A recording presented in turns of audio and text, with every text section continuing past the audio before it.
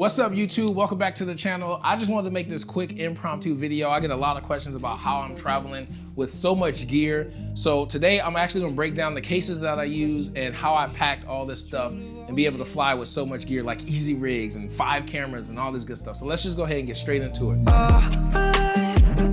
My main big case is the Pelican 1660. This case, I keep most of the essentials. It has both of our easy rigs. There's only gonna be one in here because right now Connor's actually using his, but this is my easy rig. I also keep the headsets that we use. So these are the Hollyland Solidcom C1 headsets. I keep the DJI RS3 Pro gimbal. I always pack it down, put it back in this original case. This just makes traveling so much easier. Don't have to worry about things breaking. Both of our little fanny packs, we keep that in there. You can put a lot of stuff in here, 70 to 200. I keep my mics, my lapel mics, my pouches for my lapel mics, all that stuff where I'm running and gunning throughout the wedding day. It's all in here. I also keep the stand for the gimbal. So if you guys watch my gimbal video where I kind of converted my RS3 Pro into like a poor man's Ronin MX, I use the Ronin MX stand and I travel with that, throw that in here. This has 4 Godox ML60 bi lights in it and 4 reflectors. So right here, I actually pack these things down. They're super tiny, but I can pack these bad boys. If you guys have been watching my films for a while, I always have to have lights, whether I'm traveling, whether I'm filming a wedding in Texas, 4 of these at all times as a like minimum to my lighting setup. But I can pack 4 of them into one of the Godox cases. This case actually comes with the Godox VL300, but if you got like an Aperture 300, Aperture 120D, and I believe they sell this case on Amazon or B&H or Adorama. If they do, I'll leave links to it down in the description. And I pack all of this stuff into this Pelican 1660. This is a thick case. If you look down here at the bottom, I actually have, so that's just gaff tape, it's white gaff tape, but I actually put an Apple AirTag in there. And if you guys aren't familiar with Apple AirTags, let me just tell you that these things are a stress reliever. Being able to just pull up on your phone when you're sitting on the plane to see, oh, okay, my bags are right there below me, makes things so much easier. And we actually just had a scare. This case, when we showed up in Florida, this case did not show up. Popped up my phone, was able to see right there while we were at baggage claim, went over to the Delta side and they told me that they'll put it on the next flight and everything was good. Moving on to this case, this is actually a golf case. This is, it's a golf case. I don't know the exact name of it, but I know I got it from Academy Sports. You can get one from like Dick's Sporting Goods or anywhere like that that sells like golf equipment. But this case, it's a hard shell golf case. This is dope because of how long it is. That's what she said. I can actually put an entire light stand. This is one of the impact light stands that go up to about 13 feet high right into this case. Most light stands that you're gonna travel with are the smaller ones that you can't really get your lights up high enough. And for film, we gotta get our lights up high when they're on the dance floor so that they're not bothering and disturbing the guests. I can travel with 4 of these. So I actually have 4 of these light stands. I carry both of my tripods. So this is the Manfrotto 504 HD. Both of these tripods are what we use for our safety angles and during the toast. And then again, I have 2 more light stands here in the bottom. Just to give you an idea, that case with all the equipment in it, the Pelican 1660 ended up weighing about 92 pounds, I think it was. And then this case with 4 light stands and 2 tripods ended up being only 66 pounds. The cool thing about this and the biggest misconception with one of these cases is that you have just as much room in the bottom as you do in the top. So you're able to pack so much into it, and now you have so much room and depth to be able to get everything in here. So these cases are dope. I also keep the Apple AirTag inside the Manfrotto case. It's just inside here. It has like a little sleeve. I keep an AirTag in here. I put AirTags in everything because, again, you just need to know where your gear is. One other thing I forgot to mention, all of my cases actually have these little locks on them. These are TSA approved locks. The reason is not necessarily to prevent people from getting in it, it's to prevent the case from opening. In the event that one of these latches, maybe they drop it and the buckles actually pop off. And Pelicans are really known to be secure, so they don't usually do that. But in the event that something like that did happen, this adds an extra level of security. So the case pops open, it's only gonna open up about a ½ inch to an inch before it's constricted by these locks. So this just adds an extra step in case something happens. We don't have camera equipment flying all out of place, all on the pavement. That's the biggest nightmare. It's even more important to have it on cases like these. So these are our two oversized check bags. And at the end of this video, I'll give you guys a few pointers and things that I've learned to kind of help things out, make things a little bit smoother when you're traveling and using like a media pass and stuff like that. Over here are my two carry-on bags. These are both Pelican 1510s. These cases are perfect for traveling with your camera equipment. I can't tell you how important it is to just make sure that you've got the most fragile stuff with you at all times.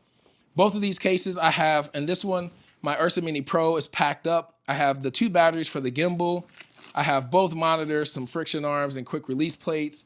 I have 8 batteries for the lights, 2 drone batteries, my Cinema 30mm lens, and the Olympus 12-100 Pro, as well as my on-camera lights for the reception. Extra SSDs, all that stuff packs into this case. This has the pads, the regular pads, the soft pads. In the event that you get onto a flight and they're like, oh, the oversized bin is full, we gotta check your bags at the gate.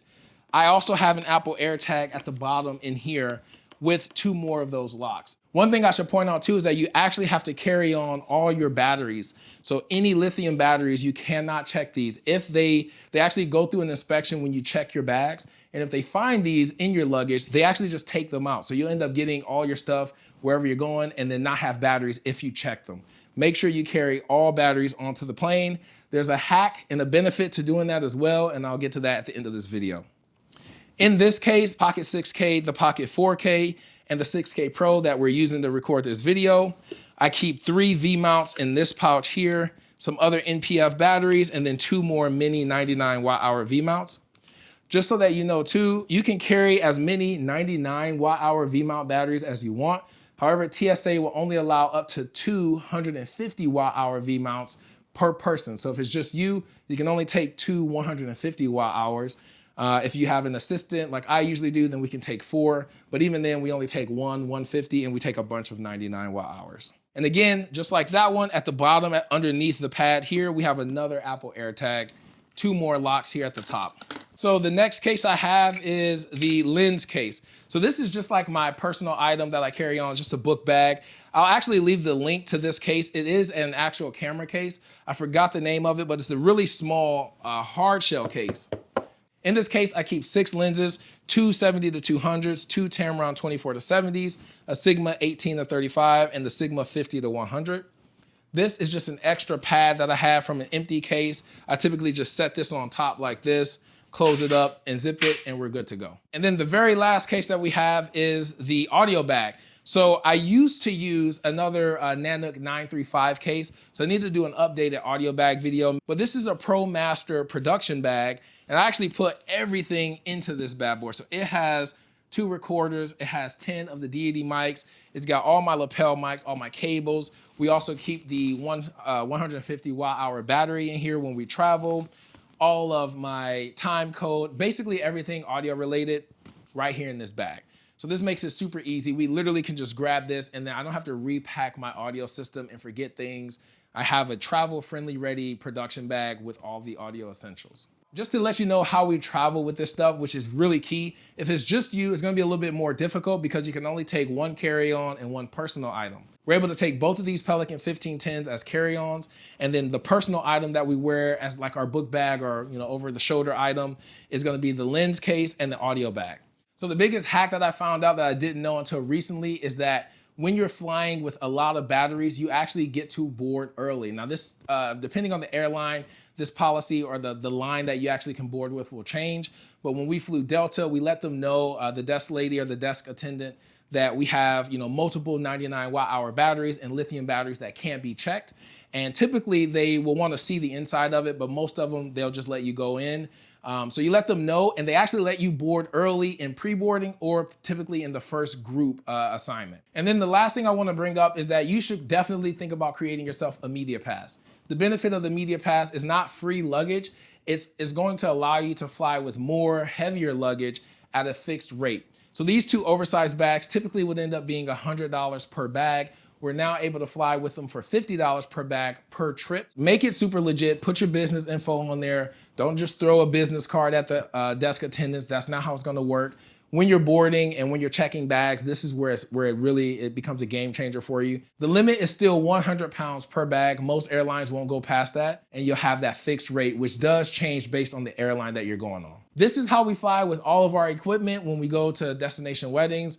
It actually is going to get a little bit more intensive because I need to figure out a way to pack our up lights. Just like I said, I'll leave links to everything. As far as the cases go, I'll leave links to all the cases down in the description. If you guys have any questions, as always, leave them in the comments. And until the next video, y'all keep creating, and I'll see you in the next one. Peace. Peace. I got a girl that compliments my fly, and when it goes down,